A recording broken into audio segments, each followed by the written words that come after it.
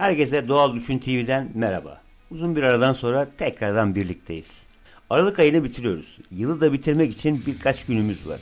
Gerçek soğuklar gelmeden önce ki şu an her ne kadar siz iliklerinize kadar soğuk hissetseniz bile bahçe için daha gerçek soğuklar gelmiş durumda değil. Bu gerçek soğuklar gelmeden önce bahçedeki bütün işlerinizi bitirebildiğinize emin misiniz? Bu dönem garip bir şekilde bitkiler için hayatın en önemli zamanlarından biridir.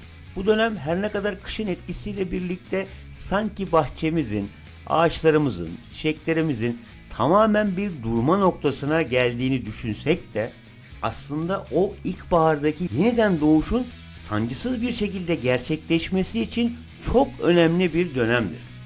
Şu an siz bahçenizdeki bütün işlerinizi bitirdiğinizi düşünebilirsiniz. Toprağa kazmışsınız, bir şeyler ekmişsiniz, yeşil gübrenizi yetiştirmişsiniz, bütün işleri bitirdiğinizi düşünüyorsunuz, hasada toplamışsınız, kavanozlara koymuşsunuz, hatta kilerde bile yerini almış durumda olduğunu düşünüyorsunuz. Ancak hayır, bugün size yılbaşına kadar mutlaka bitirmeniz gereken bazı işlerden bahsetmek istiyorum. Tabii şu anda bir sulama işinden bahsetmek çok mümkün değil gibi gözükse de kuru bir sonbahar geçirdiyseniz özellikle çalı formundaki bitkilerin, orman güllerinin ve yaban mersini gibi bitkilerin sulanması gerektiğini unutmayın. Böylece bitkiler kışa çok daha iyi hazırlanırlar. Şu anda hala eğer yapmadıysanız özellikle genç ağaç ve çalı formundaki bitkilerinizi malçlayın. Meyve ağaçlarının genelini malçlamanız lazım ama elma ağacı üzerinden bir örnek vermek gerekirse elma ağaçları çok dayanıklı ağaçlar gibi görünebilir. Ama birinci ve ikinci yılındaki genç bitkilerin kök sistemiyle üst kısmı arasında dengesizlik oluşur ve bu yüzden mutlaka malçlama yapmak zorundasınız. Gövdenin etrafını toprakla kapatın ancak gövdeye 20 santimetre kadar mesafe bırakın ve geri kalan alanı malçlayın. Neyle malçlayabiliriz derseniz elinizde ne varsa. Talaş varsa iyidir. Odun kırığı varsa ondan daha iyidir. Olgunlaşmış kompost ya da en iyisi gübre varsa bu tam ihtiyacınız olan şeydir. Zamanla besin maddelerinin verilmesi gerçekleşecek ve bu yavaş yavaş değil, İlkbahardaki o yeniden doğuşla birlikte hızlı bir şekilde olacaktır. Ancak şu an ağaçlara gübre verilmesiyle ilgili aslında çok üzerinde konuşulması gereken konular var. Bunların belli bir şartları vardır. Bu şartları oluşturduğunuz zaman bu tarz bir gübreleme çalışması yapmanızda büyük fayda var. Fakat olgunlaşmış kompostla ilgili gübreyle yaşayacağınız sorunları yaşamayacağınız için daha çok kompostu tercih etmek daha iyi gibi duruyor. Şimdi toprağınız donmadıysa bu saydığım materyalleri hafifçe toprağa karıştırma şansınız var ama kürekle değil. Şöyle çatalla hafif şöyle 15-20 santim derinliğine kadar gevşetmek gerekir. Böylece gübre toprakla birleşip çalışmaya başlar. Toprağa her yıl bolca gübre katmanın çok da bir mantığı yoktur. 3 yılda bir eklemek yeterlidir. Bu gübreleme konularını aslında zaman zaman anlatmaya çalışıyoruz. Bunlar çok ince ayrıntılar aslında. Yani bir gübre verme işi toprağa gübreyi attım demek gibi basit bir işlem değildir. Çok komplike bir iştir.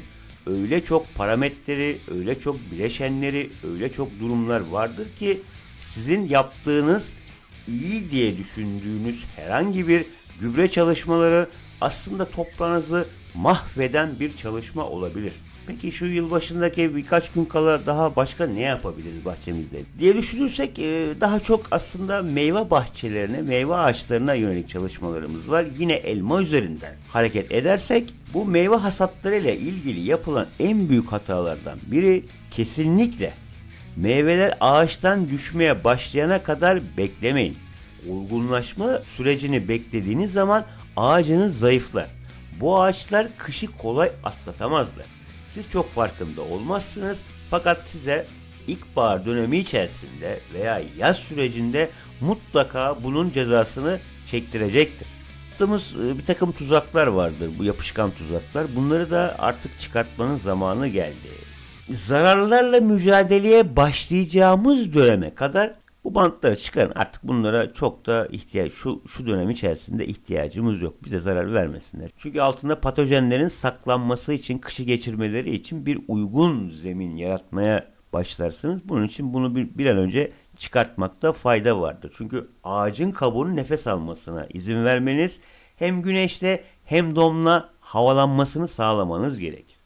Aslında sonbaharda meyve ağaçlarımızı boyamakla ilgili veya kireçle beyazlatmakla ilgili bir videom vardı. Bu videoda bunun avantajlarını ve dezavantajlarını masaya yatırmıştım. Çok geniş kapsamlı bir video oldu. O videoyu da izlerseniz birçok bilgiye ulaşırsınız. Kafanızdaki birçok soruyu da cevaplarsınız. Sonbaharda yapmanız gereken bu işlemi, hava kuruysa lütfen yapın. İhtiyacınız varsa lütfen yapın. Yapın derken, bazılarının ihtiyacı vardır, bazı yerlerde ihtiyaç yoktur, bazı bahçelerde mutlaka yapılması gerekirdir, bazı bahçelerde kesinlikle yapılmaması gerekir. Bunu dediğim gibi o videonun içerisinde çok daha detaylı bir şekilde cevapları bulabilme şansınız var. Başka neler yapabiliriz? Önümüzdeki sezon için bazı hazırlıkları yapmak için tam zamanı. Bu konuda da bir sürü video hazırlamıştım aslında. Fide toprağının yapılması, bahçenizin ilkbahara hazırlanmasıyla ilgili neler yapabileceğinize dair birçok video yaptım. Bu videoları tek tek izlerseniz önümüzdeki sezon için şu andan yapacağınız bir sürü toprak çalışması, kompost çalışması ve buna benzer bir takım kültürel çalışmalar var. Hepsini tek tek görme şansınız var.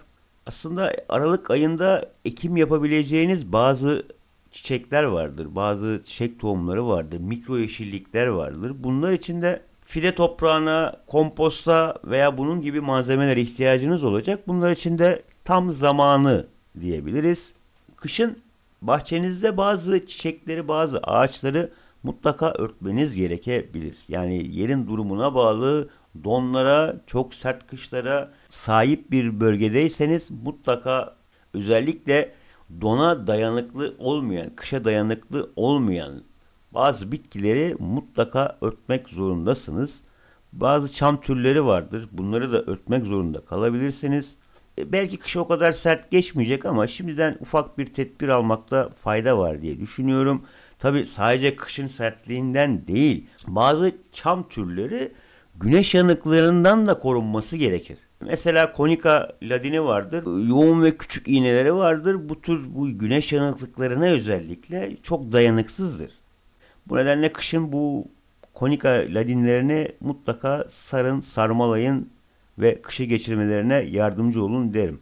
Özellikle bu ağaçlar ve kışa dayanıksız çiçekler spont bantla sarılır. Ancak spont bantın donu tutarak bitkileri sıkıştırdığı ve bu şekilde bunlara zarar verdiğini unutmayın.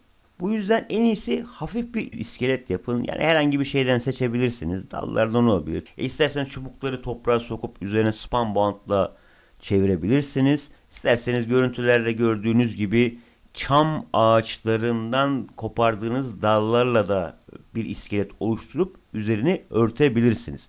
Çünkü bu yapraklara, iğnelere falan bu spam bantın değmemesi lazım. Değerse ak yapayım derken kara yapmış oluruz. Başka ne kaldı? Çimlerinizi kontrol edin. Yani bir düzenli olsunlar. Yani kışa bir hazırlıklı olsunlar. Üzerine bitki atıkları kalmasın. Ya belki bir yerlerde unuttuğunuz herhangi bir çapa vardır. Başka bir alet vardır. Onları alın. Yaprak yığınları bırakmayın. Çünkü bunlar kışın kara lekeler olarak size geri dönecektir. Belki de bunları tekrardan ekmek zorunda kalacaksınız. Baharda uğraşmamak için şimdi ufak bir bahçenizde kontrolle bu işten kurtulabilirsiniz. Son olarak size veda ediyoruz. Yeni yıl ülkemize barış ve mutluluk getirsin. Sizlere sağlık getirsin, barış getirsin, mutluluk getirsin. Yani daha ne diyebilirim? Yeni yılınız kutlu olsun. Teşekkür ederim. Bizi izlemeye devam edin. Ara ara bu şekilde videoları atmaya devam etmeye çalışacağım.